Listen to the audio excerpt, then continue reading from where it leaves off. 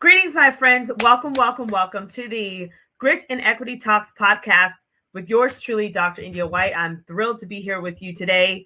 I want to dive right into our show to make sure that we can cover as much content as possible in the set time that I have with you today. And of course, I hope that you're having a winning day, a winning week.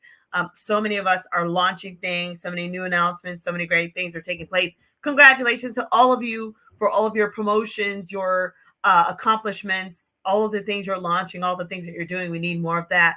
And we'll continue to support and uplift each other. And thank you to those that are truly a part of the tribe that have been supporting me as well. Thank you, thank you, thank you. So now I want to talk with you about a couple of announcements. First things first, the Grit and Equity Talks podcast with Dr. India White will be featured on XFactorEdu, hosted by Matthew Joseph, and it can be found on Spotify. Again, it can be found on Spotify. Check us out, and it's also on the XFactorEdu Network. Now, I also want to remind you, I would love for you to keep in touch with me. Follow me on social media. My social media handles are for Facebook is Miss India White, LinkedIn is The India White, Twitter is Indie Speak and Teach, Instagram is Indie238, YouTube is India White 123, and TikTok is Dr. India White. And so, with that said, I want to make a new announcement. Of course, I talked with you guys about this before. The Grit Mini Workshop has been launched with Grassroots Workshop. Thank you, Robert Kaplinsky and the tribe for that. Check out those workshops. You can go to grassrootsworkshops.com and you can find my workshop on how to harness grit to help students thrive. So it's all about grit and it's all about students. So I also wanted to let you guys know again of some of the upcoming events that I have. I have the Minnesota Council of Teachers of Mathematics. I'll be a featured speaker there next month in April. In Wisconsin, I have an opportunity to do a keynote at the Wisconsin Math Council.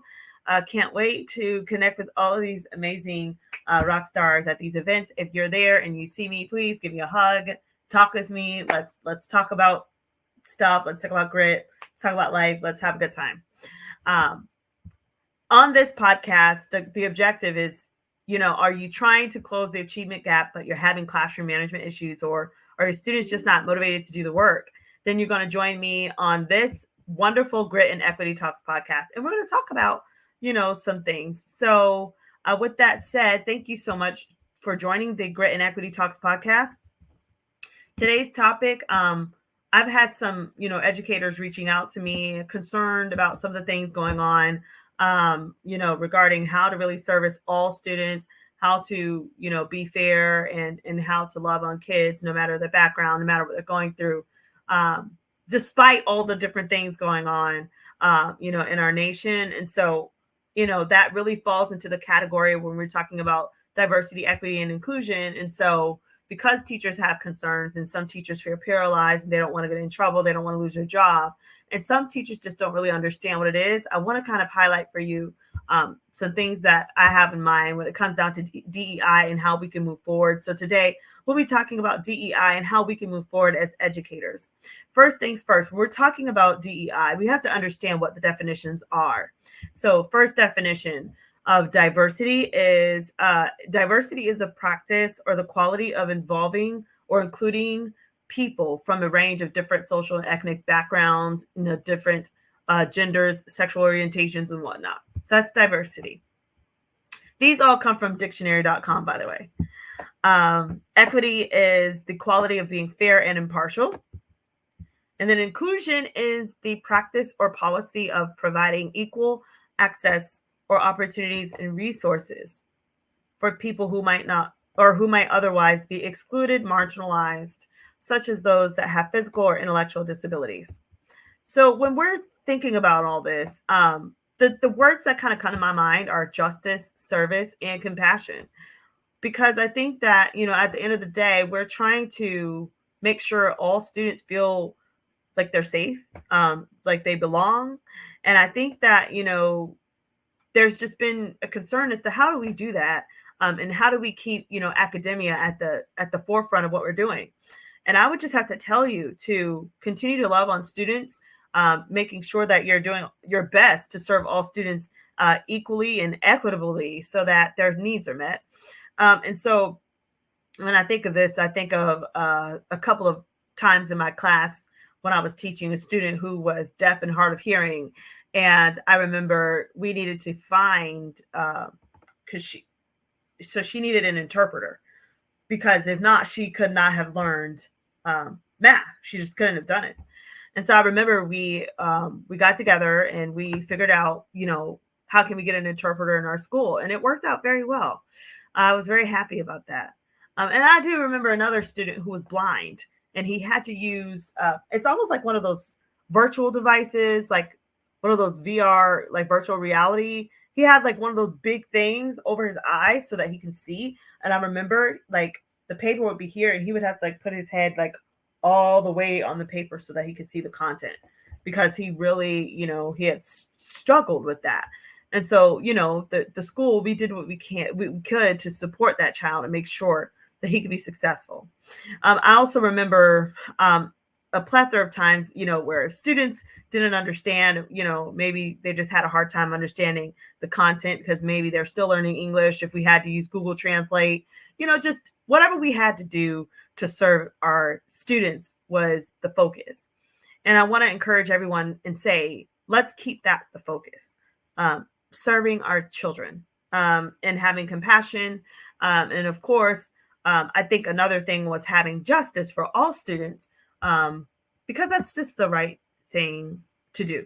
So how did we do this? What does this look like? Why did we even start this? And I think, with all of the stuff going on, we've got to go back to the beginning, and we've got to figure out what happened to start all of this. So I want to come back to a moment in history that we won't forget. And this is of Dr. King.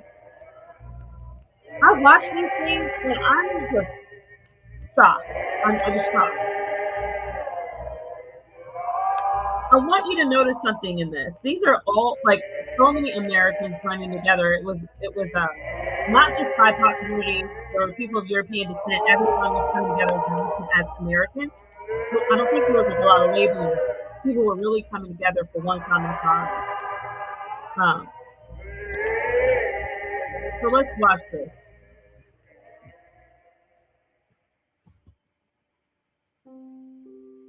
It was the evening of April 3rd, 1968, and the Reverend Martin Luther King Jr. had just returned to Memphis. For over a year, as president of the Southern Christian Leadership Conference, he had been planning the Poor People's Campaign, an attempted expansion of the civil rights movement that would include economic and human rights for poor Americans of diverse backgrounds. So I think this is pretty interesting. It was dealing with poverty and having, I guess, a more equitable distribution for all people. And I think that's what kind of really helped start and initiate the whole DEI process when we're thinking about civil rights movement. So if we think about history, this didn't just come out of anywhere. It came because there was a historical tie to it. So this guy's talking to us. In Memphis, that struggle was on display. King planned to march with 1,300 mostly black sanitation workers who had gone on strike in February seeking union recognition, dues checkoff, and an increase to their $1.65 to $2.10 an hour wage. Working conditions were hideous. The walkout had been precipitated by the deaths of two workers who had been crushed to death inside their own garbage truck. When King took the pulpit of the Bishop Charles Mason Temple on April 3rd, he sought to rally his supporters for a peaceful march, then scheduled for April 9th. He warned against the violence that had marred a previous protest, lest violence overshadow the justice of the union's cause. Nearing the close of his address, he recurred to his vision of the Promised Land and of the peace that vision had brought him. This was not the first time King had prophesied his own death, but it would be the last. Less than 24 hours later, at around 6 p.m. on April 4th, King was shot dead on the balcony of the Lorraine Motel where he was staying. Memphis Night editor Doug Stone filed this urgent after confirmation from the police. Nobel laureate Martin Luther King Jr., father of nonviolence in the American Civil Rights Movement, was killed by an assassin's bullet Thursday night. King, 39, was hit in the neck by a bullet as he stood on the balcony of a hotel here. He died less than an hour later in St. Joseph Hospital. The Reverend Jesse Jackson said he and others in the King party were getting ready to go to dinner when the shooting occurred. King was on the second-floor balcony of the motel, Jackson said. He had just bent over. If he had been standing up, he wouldn't have been hit in the face. A shot then rang out. Jackson said the only sound King uttered after that was, "Oh." In Atlanta, Coretta Scott King learned of her husband's death as she waited for a flight to Memphis. Immediately, 2 police cars escorted her home, where she went into seclusion. So this, I guess this is a reminder as to how far our nation has come since this tragic occurrence and this tragedy that unfortunately people had to go through back in those days. I mean, I was like negative 20 years old, I think. So, but my thing is, I think that kind of set a trajectory for our nation as to how we can move forward so that would not happen again. And not only that would not happen again, but that people actually started listening to what Dr. King wanted and what he was petitioning for.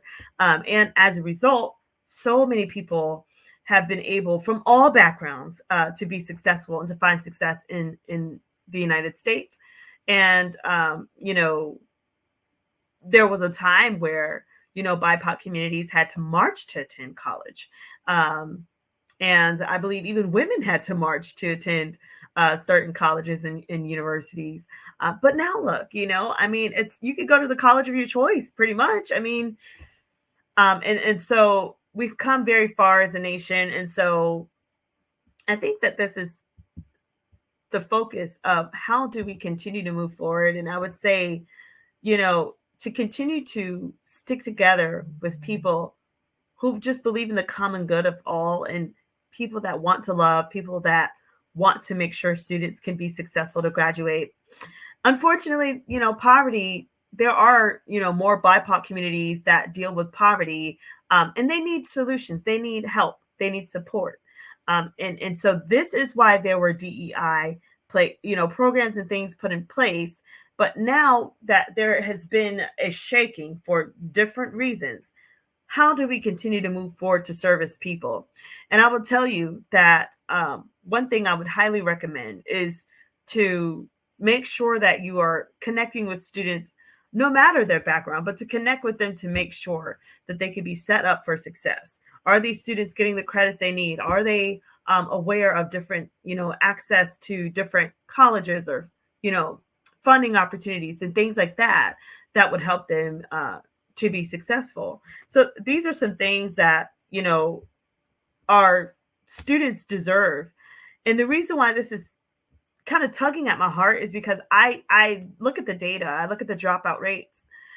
And when you know that there's about 2 million students dropping out of college and, out of high school grades, ages 16 to 24, and these kids are leaving our campuses without a high school diploma or without a college degree, where are they going? How are we going to be able to support all of those families if we don't do something to quickly help them start a business, enroll them in a trade school, enroll them in community college, do something?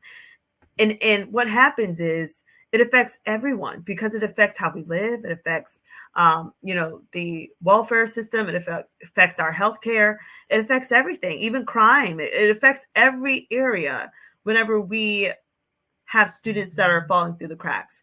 So the bigger thing here is, how do we move forward as a nation, as a people? I would definitely say, for one, we've got to love each other. We've got to love each other, and we've got to do what is just morally right by humankind.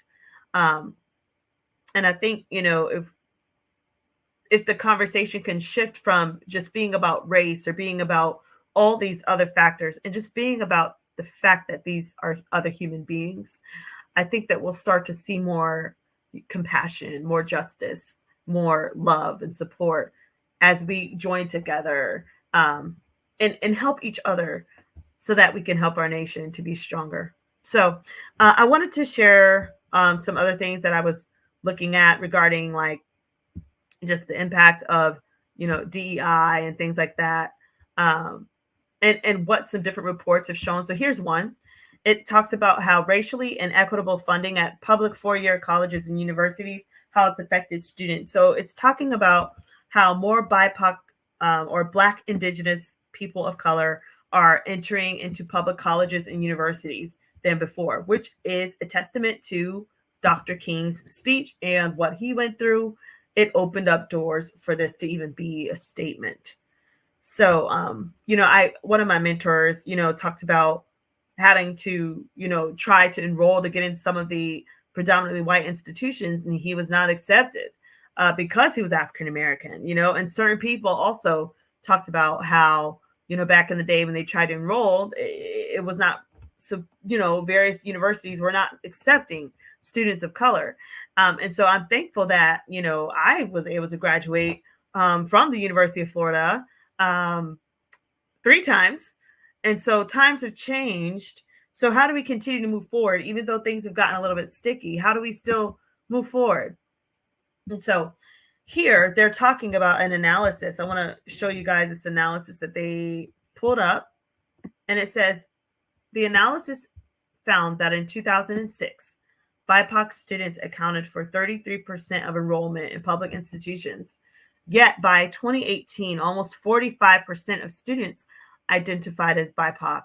And most of these students remain underfunded by the state, local, and federal government. So there's an issue here with funding and students of BIPOC communities, I guess, not having what they need to finish.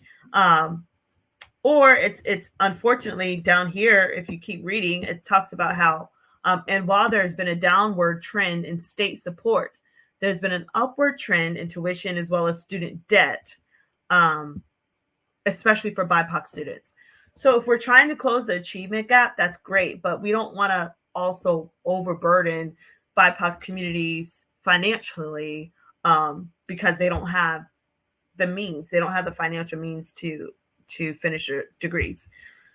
So that was a very interesting article here. It also talks about HBCUs and how the fee revenues for HBCU schools, they jumped by 65%, which is more than double the inflation rate. So it seems like students of BIPOC communities, they need support, they need funding, help, and things like that. And that is where equitable practices come in. That is where we're able to speak to that on a bigger scale and to say, okay, how can we get together to support these children or these scholars that are trying to, they're trying to do better. They're trying to get a college degree so that they can be productive citizens in society and utilize their gifts in the various parts of the community. There are various grants out there, right? There are various scholarships and supports. And so the next step is, if we're trying to move forward, we have to connect these students with funding opportunities that will root for them, in their respective fields. Are they trying to be an engineer? Are they trying to be, in the STEM fields, medical field? What are they trying to do? Well, who do you know that can help that child? Do you have a mentor? Do you have a donor? Do you have a grant? Do you have a scholarship? How do you connect that child? That's how you can handle that part for financial support. But then I think too that all leaders, not just BIPOC leaders, all leaders need to see how they can do their part as well. Like my mentor, Mama Sharon, I mean, she didn't have to do anything for me. She really didn't.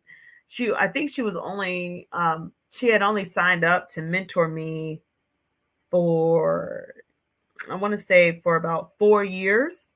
And 4 years has turned into an ongoing, oh my gosh, since 1990, oh my gosh, 1995-ish or something. So over 20 years of her now just being in my life. We talk regularly, whether it's via email or whatnot. And, now that she's, even older, she's turned into more of a mother role. And we've gone through, various conversations about race and things. I mean, she's redhead, blue-eyed. So we've had conversations about hair. We've had conversations about food and music, culture. We've had our clashes and we've worked through them. And I love her. Like, like my own mom. She's amazing. And she's like family to me. And it's beyond what we look like. It's beautiful. And I hope that all students will be able to have someone in their corner, like how I had Mama Sharon. And it does not have to always be someone from the BIPOC community. It could be anyone. And I think this is why the focus needs to be on how we can uplift and support everyone in the human race. It should not be to where we are trying to, pull each other apart or hate or pull down, but it should be that we should continue to do our best to have compassion, justice, and love for each other, and to support and uplift each other, like how Mama Sharon did for me. So we see the numbers there, how students of BIPOC communities have been underfunded at times. And, if you can lend a hand, lend a hand. If you know someone that can lend a hand, lend a hand. If you have information, provide information. That's a part of the access of being able to help these students so that they can be successful in their role as leaders. So with that said, I think I want to just make a call to all educators, no matter your background and no matter your gender, no matter, just continue to love your students. Continue to do what you can to set them up for success. They deserve it, because this is the next generation. This is the future generation. And we have to be able to help them. And they have to know that we're rooting for them. We're cheering them on. If we could cheer on athletes at an NBA game, or cheer on, someone like Serena Williams at a tennis match, or, just all these great people, Simone Biles, like all these people, then we can cheer on our students that are right here in front of us all day, every day, and let them know that they have an ally in their corner. So, do what you can, do your part to support students so that they know that you're there and that you care for them. I also want to talk about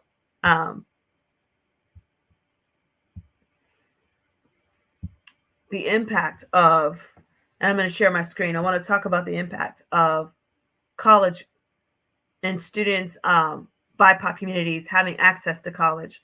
I first want to say that all of this is a tribute to the civil rights movement, to Dr. King, and that we're able to even have these results, guys. So look here, it says a comparatively large share of completions for Black and Hispanic students occur for private for-profit sector schools. They took this data from the years 2013 to 2015, and they're talking about how many students are graduating from public four-year institutions versus public two-year institutions and nonprofit four-year institutions. And so they see here that you've got, for a four-year institution, you've got 39% of white students that are graduating from for-profit sector, compared to 30% of Hispanic students and 27% of Black students.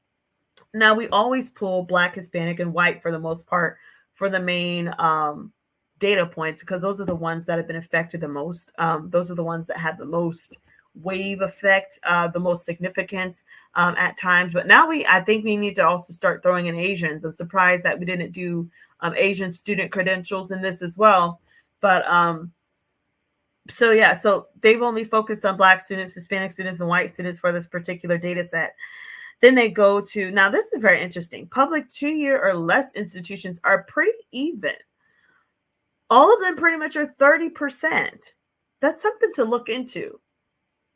What's different about enrollment into public two-year institutions versus public four-year institutions? What's affecting those numbers?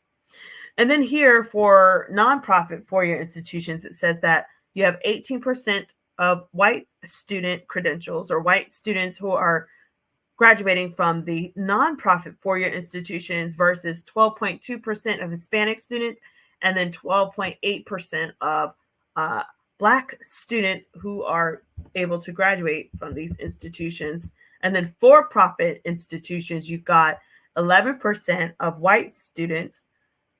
Look at this dramatic change. For-profit, 25% of Hispanic students, and then 28% of Black students. So there's definitely a shifting of the bell curve here when it comes down to Black students being enrolled more so in for-profit institutions than in public institutions. And I think that this is because they just want to get in the door. And sometimes when they're dealing with a for or a nonprofit or more so a public institution, maybe those options aren't as accessible than for-profit institutions. And so let's keep reading here. So it says, while 39% of the degrees and certificates of white students come from public four-year schools, only around 30% of credentials awarded to Black and Hispanic students are from four-year public colleges. A larger fraction of white students' credentials also come from private, nonprofit four-year institutions. Meanwhile, the for-profit space accounts for about 30% of Black and a quarter Hispanic credentials, respectively, while making up just 11% of white credentials. So to emphasize how extreme this difference is, consider that a larger share of credentials for Black graduates comes from for-profit institutions than from public four-year schools. This despite the fact that public four-year schools award twice as many credentials overall as for public schools or for-profit schools, excuse me. So this is very interesting. And then it talks about figure 1 also shows that the slice of higher education sector in which the white students and Black and Hispanic students are equally represented at community colleges. I really wish somebody could give me some data on that. Then they're talking about student spending. It says, while higher spending levels do not necessarily guarantee quality, recent research has established that increased spending has positive effects on both enrollment and completion for the affected students, with the 10% increase in spending raising the number of degrees awarded by 2% to 9%. So now they're talking about the FTE and all this other stuff. Now look here. Institutions where Black and Hispanic students disproportionately get their credentials spend less per student. Again, institutions where Black and Hispanic students disproportionately get their credentials, they spend less dollars per student. So here you'll see that for Black students, they spend about borderline 10,000. For Hispanic students, they're spending about maybe about 9,750. For white students, they're spending 11,000. It looks like.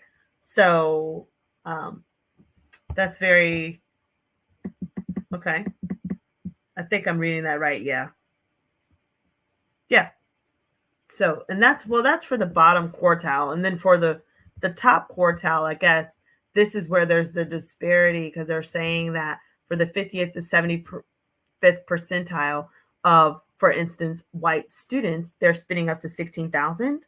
But then for the top percentile of Hispanic students, 50 to 75th percentile, they're spending only 13, maybe 13.2. And then for Black students, they're spending about 13.7. So basically they're saying that Black and Hispanic students aren't being funded as much. So I would be very interested in seeing what the causes are for that. But not even so much what the causes are.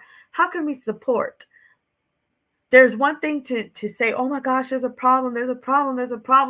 But what are we going to do to move forward to make a difference? And so this is why I wanted to come to you today humbly, with love, just with the reminder as to why we got in this space as educators and as leaders, because we promised that we would do our best to prepare the future generation, prepare students for life, to prepare students no matter what their ailments are, to help them work through those hard moments in their lives.